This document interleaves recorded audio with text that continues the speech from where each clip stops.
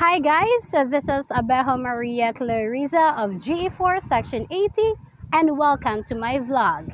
Hit like, subscribe and share, and don't forget to comment down below.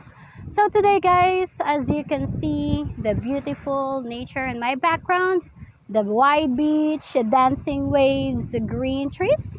So this beautiful nature corresponds for our topic today, which is the patterns of nature. So again guys, when we say patterns of nature, it is a visible regularities of form found in nature world. So patterns of nature can occur differently and they can be modeled mathematically. So again guys, there are four kinds of patterns of nature. The first one, we have here the spiral. Second one is symmetrical. Third is fractal. And the last one is tessellation. So now let's have our spiral. When we say spiral, it is a curved pattern that focuses on the center point and a series of circle patterns that revolves around it.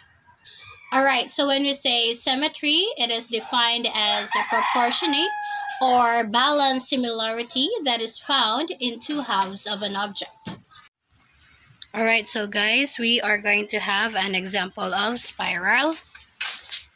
It's very hard to find an example of spiral, so I do have here, there's nothing else I could check on. So I have this, the spring of a remote control. So these are the example of spiral. So as you can see there.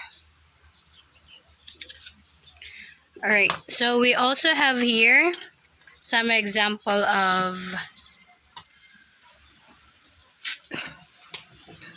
symmetry, window.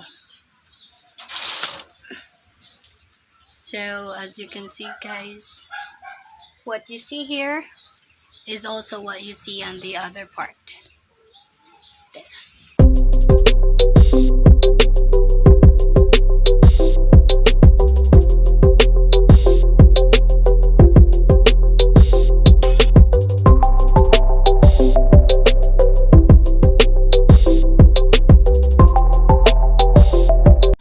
Right, now let's have the fractal. When we say fractal, it is a geometric shape that contains a detailed structure at a arbitrarily small scales. So these are the examples of a fractal. We also have here the example of fractal. Now let me show you. This one here. Example of fractal, as you can see the leaves of this fern. From big leaves to big leaves going to small. So this is the example of fractal.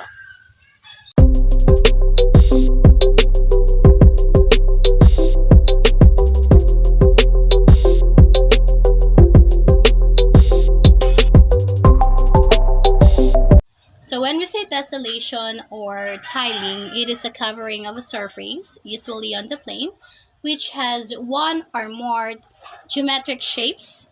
That is what we call the tiles. That is no gaps or no overlaps. So those are the tessellations. So guys, today let's have the example of tessellation.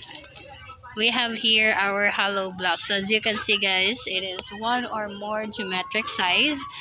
And if you are going to check on the distances of each shapes, rectangle shapes, there is no gap and there is no lapses. So these are the example of tessellations.